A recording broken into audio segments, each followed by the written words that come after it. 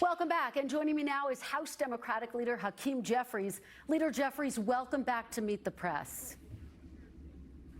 Good morning. Great to be with you. Well, it's an honor to have you here on a very big Sunday. I do want to start in the Middle East and that ceasefire agreement between Israel and Hamas. As you know, in this extraordinary move, the outgoing Biden administration and incoming Trump administration did work together to try to secure this ceasefire agreement. Since then, we have seen both Mr. Biden and Mr. Trump try to take some credit for this deal. Let me ask you, Leader Jeffries, do you believe that President-elect Donald Trump deserves some credit for this ceasefire agreement?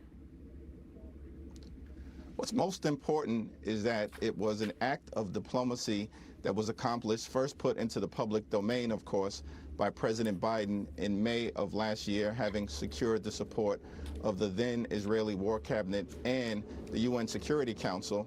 We're thankful that Israeli hostages and American hostages are on the way home.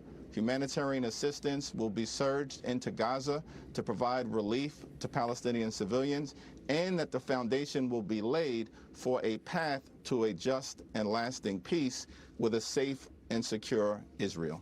Just to the bottom line point, though, Leader Jeffries, do you believe that President-elect Trump also deserves some of the credit for getting this deal over the finish line? How do you see it? I think that'll be a question that historians will have to answer moving forward. Right now, we should be focused on making sure that phase one of this plan is fully implemented, and that we can move to phase two and phase three as it relates to the reconstruction of Gaza, making sure that Hamas is completely and totally eradicated, and that there's a path toward a just and lasting peace. All right, let's talk about the Trump agenda. President-elect Trump's mass deportation operation is set to begin as early as Tuesday. Obviously, the details still being hammered out. He told me he plans to start by focusing on undocumented immigrants with criminal histories. Do you support the raids that are expected to take place this week in major cities? We have a broken immigration system, and we certainly need to fix it, and fix it in a comprehensive and bipartisan manner. That should begin by making sure we secure the border. And House Democrats have made clear that we are ready, willing, and able to work with the incoming administration to get that done in a bipartisan manner. With respect to undocumented immigrants, what America needs is for the incoming administration to focus on violent felons, not breaking up families. So you would support removing violent felons first in these raids that are expected in major cities across the country? I support the current administration and the incoming administration doing what's necessary to ensure the safety and security of communities throughout the United States of America. And that obviously entails focusing on the removal of violent felons who threaten the well-being of the American people. You heard me just talk with House Speaker Mike Johnson about the price tag that is anticipated to be associated with this mass deportation plan. Leader Jeffries, are you prepared to vote yes to support this plan to pay for this mass deportation effort? What we're prepared to do is to focus on the issues that matter. And first and foremost, that means driving down the high cost of living in the United States of America. Housing costs are too high, grocery costs are too high, insurance costs are too high, utility costs are too high, child care costs are too high. America is too expensive. And what we need to do is to drive down the high cost of living and build an affordable economy for hardworking American taxpayers. We haven't seen any ideas, any plans, any bills put forward by our Republican colleagues in the House to get that done. We're anxiously awaiting something to show that they're serious about that effort. And no decision yet on whether you'll support that mass deportation plan?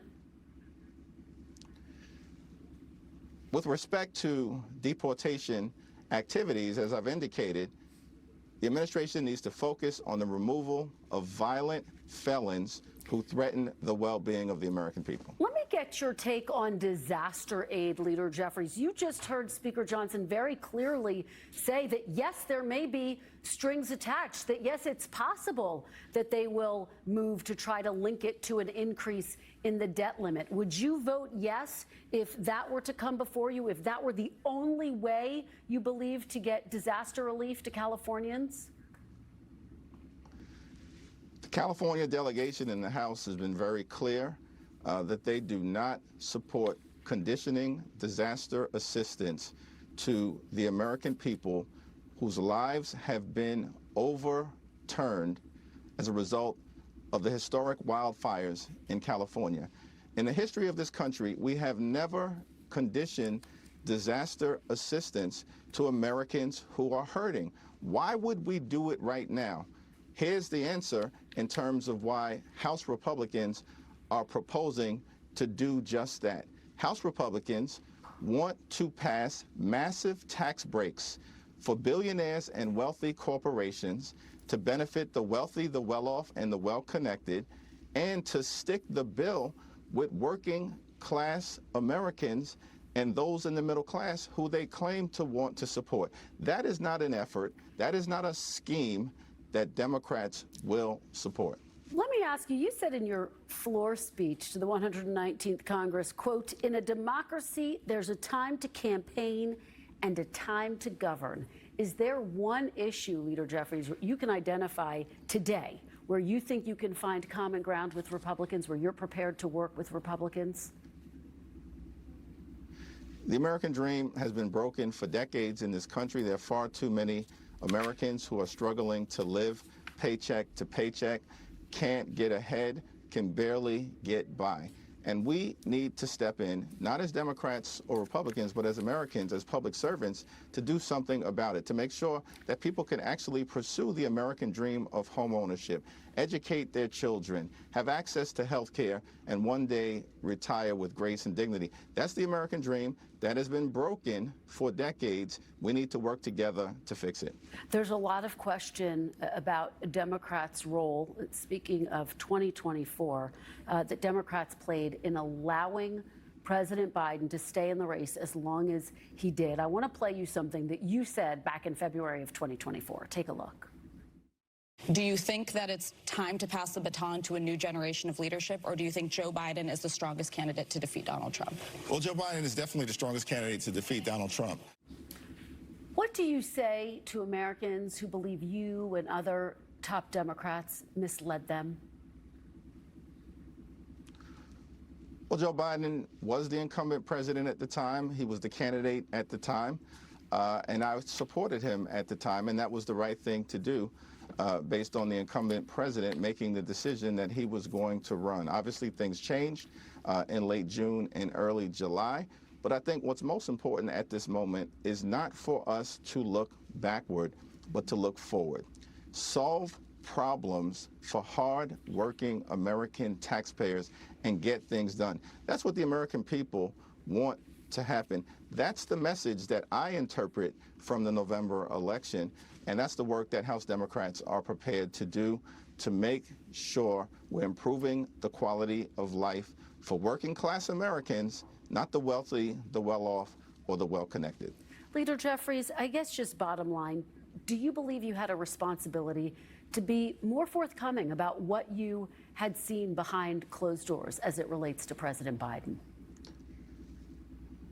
What I saw behind closed doors was a president who was working hard to get things done, to deliver for the American people on infrastructure, on driving down the high price of life-saving prescription drugs, on bringing domestic manufacturing jobs back home to the United States of America. It's important to understand that President Biden inherited 3 different catastrophes on day one: a democracy catastrophe, a public health catastrophe, and an economic catastrophe all at the same time, and worked hard to put America in the strongest possible position moving forward. Leader Jeffries, very quickly, with President Biden set to leave the White House on Monday, who do you think is the leader of the Democratic Party right now? We're going to work hard as House Democrats to get things done for the American people. We'll have a DNC chair election at the end of this month.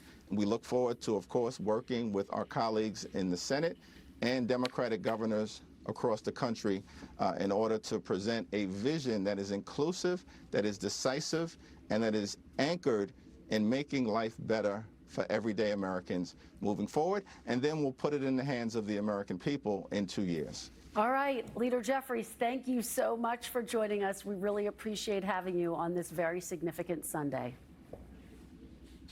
Thank you.